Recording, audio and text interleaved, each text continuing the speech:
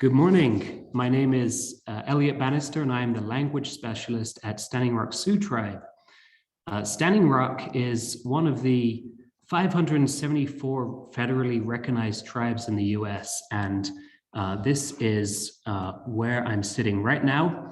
Although we're currently blanketed in snow, this is the Standing Rock Reservation. There's about 8,000 members of the tribe who live on the reservation, probably another 8,000 or 9,000 who live off the reservation. And it is only a small parcel of land of the territory that Lakota people have historically cared for and lived in relation with. You can see right in the center there is the Standing Rock Reservation. And this in red is Lakota territory as recognized by the US government themselves in an 1851 treaty. Purple is the Western Dakota, and then blue is the Eastern Dakota. And at the time of this treaty, virtually everyone in this land area would have spoken Lakota or one of their the mutually intelligible dialects. 2017, the tribe estimated that about only 250 individuals across the res had been raised to speak the language fluently.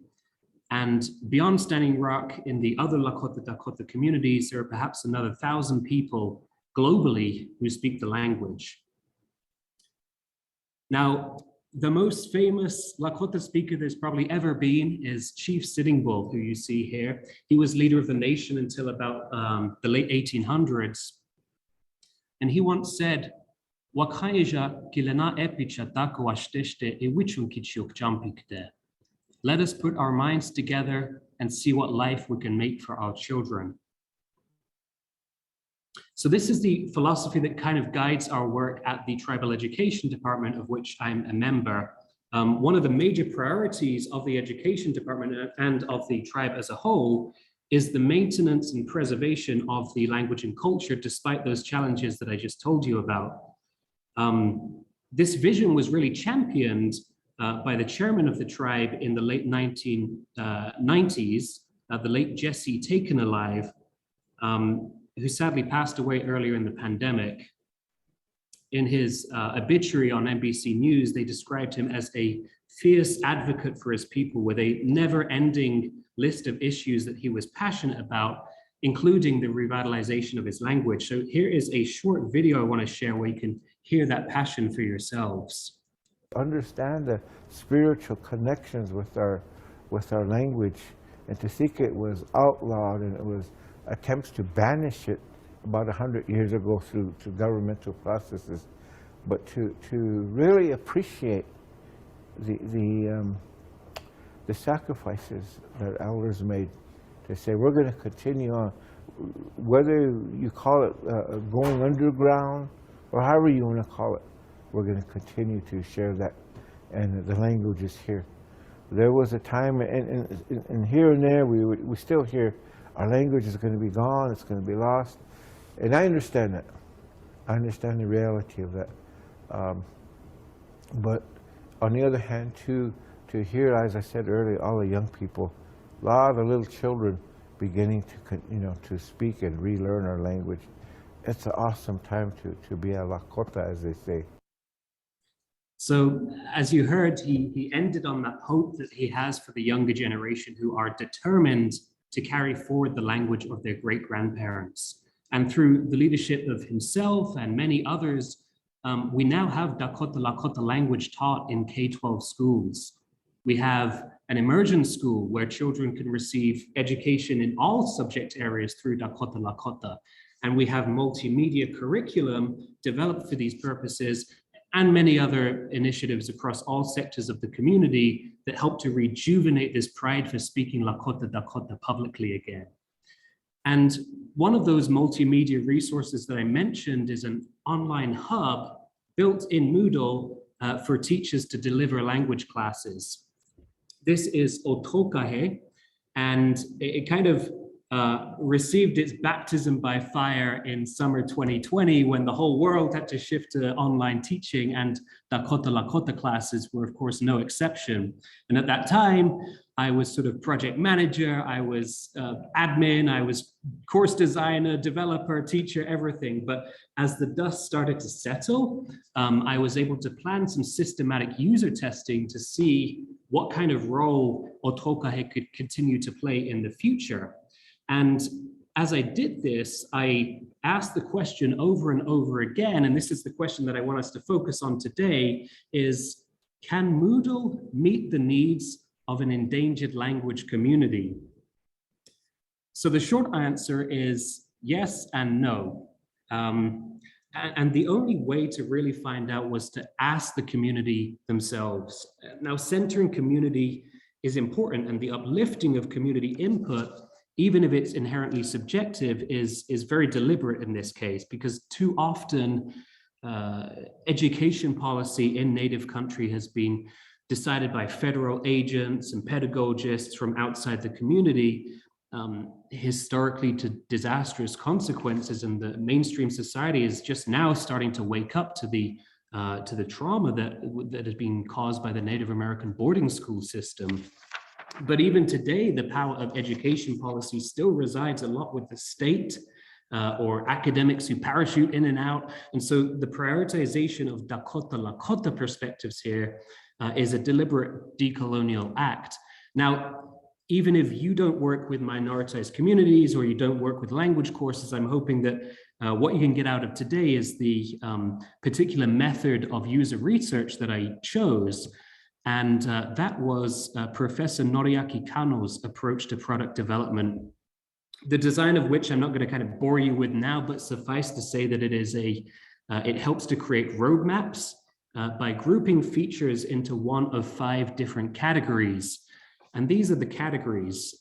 Performance features in the top right there represent a sort of linear relationship. So in a restaurant, for example, the quicker the service, the happier we are. The slower the service, the less satisfied we are. Nice must-haves are the salt shakers. So you expect it to be there, but putting 5 salt shakers on a table isn't going to make us any more satisfied.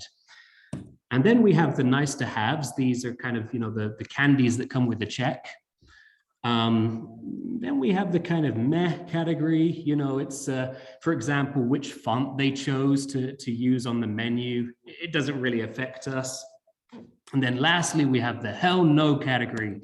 And in this case, this is the background music that is blasting. It's a feature that they thought was going to be good, but actually makes us decide to go eat someplace else. So when you're developing a roadmap, the must-haves are the top priority, and then the performance, and then the nice-to-haves. And in my case, these were the people that I surveyed, going from left to right, top to bottom. A big mix of age groups. In the middle there, most people were tribally affiliated, either with Standing Rock or another Native nation. On the right there, a mix of comfort levels with online learning. Bottom left, usual location. Most people were based at Standing Rock. Some were based in another Dakota Lakota community. Bottom center, most people were focusing on learning the Lakota dialect. 6% were learning each of the Dakota dialects, and then a few were learning some combination of the 3 dialects. And then bottom right, the majority of people had learned a language before. So with each user, I conducted a Kano survey for 20 distinct features of Otokahe, and then figured out which category they fit into. And here is what my results looked like. So just to give you a broad understanding of these results, I'm going to focus in on just 4 of the features today, 1 from each category.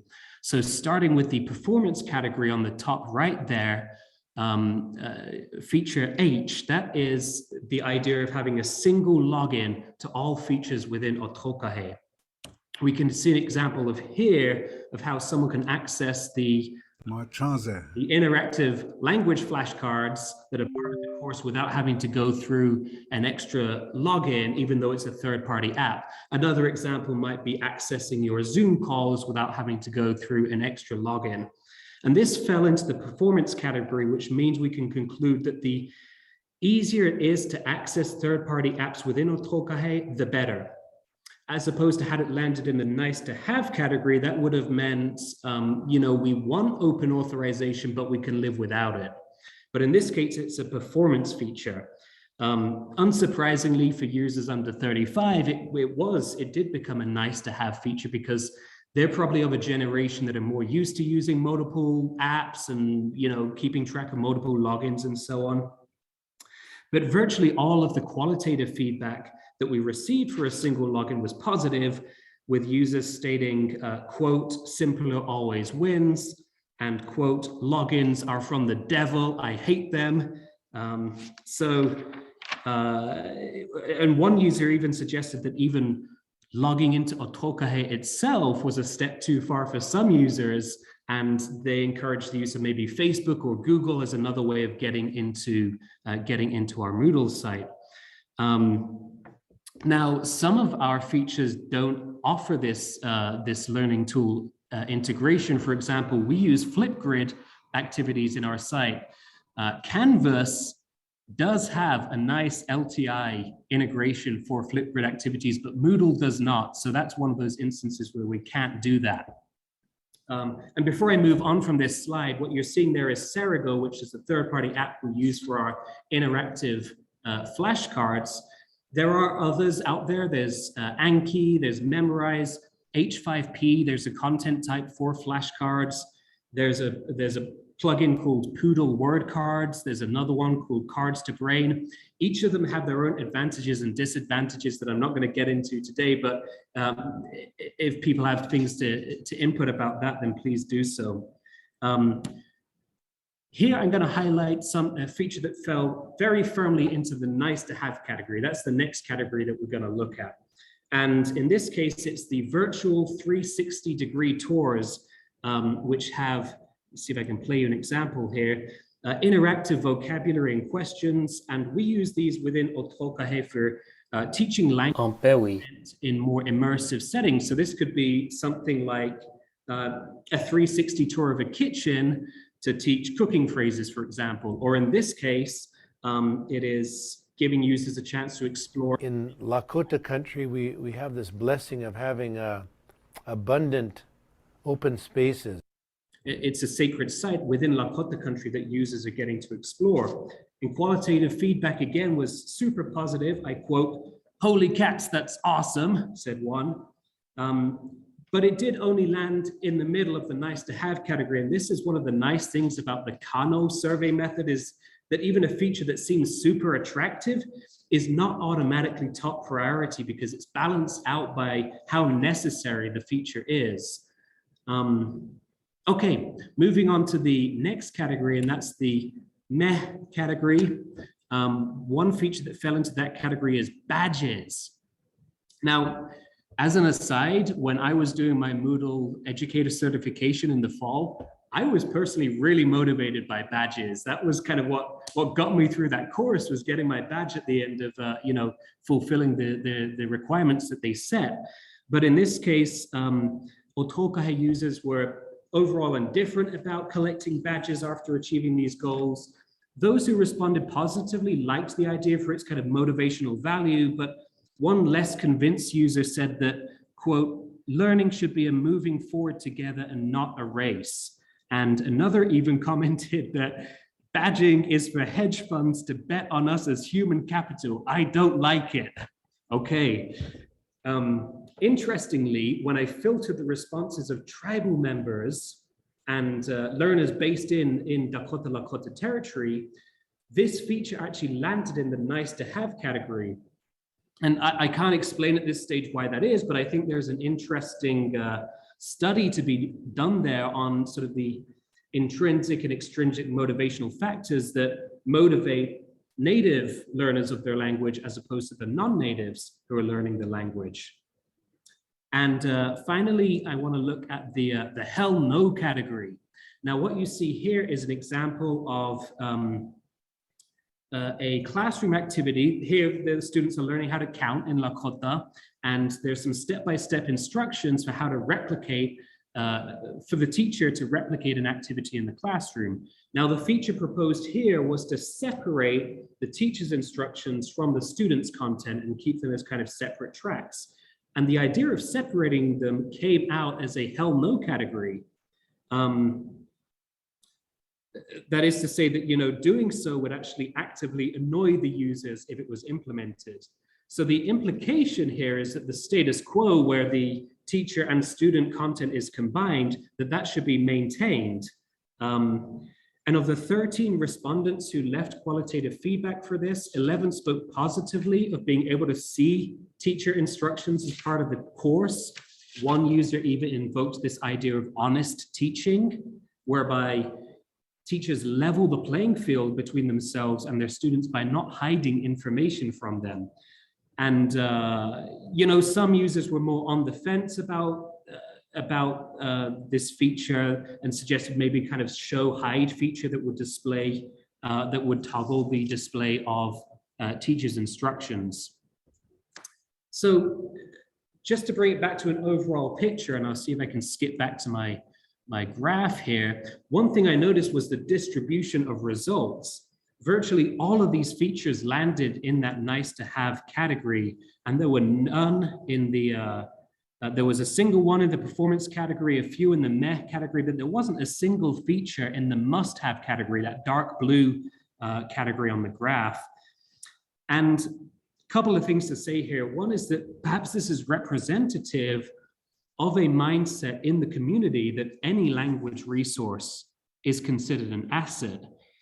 In other words, the scarcity of resources for learning and teaching Dakota Lakota language, you know, when we compare it with more widely taught languages, has perhaps made any potential new resource feel attractive but not expected. Another reason for the kind of bunch distribution may be that I didn't survey users on the kind of plainly obvious features. You know, I wasn't asking people, should we have a login button, or, you know, should we have a language lesson? You know, features that would definitely have landed in that must-have category.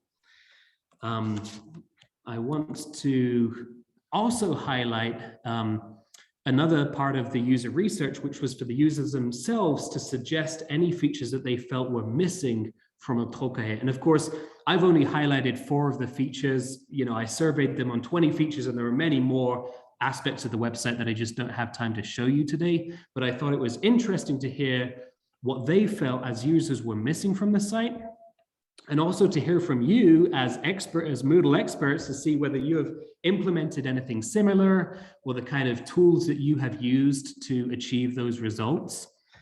So number 1 is a kind of a global user forum, being able to interact with students from across courses. And of course, the forum module on Moodle is very robust and very good at providing that.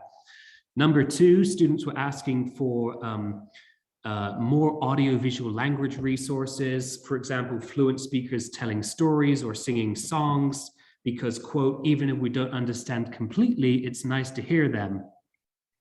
And I thought that we could use Moodle's built-in database activity here to set up a database using one of the default templates or a custom one and start populating that with data and metadata.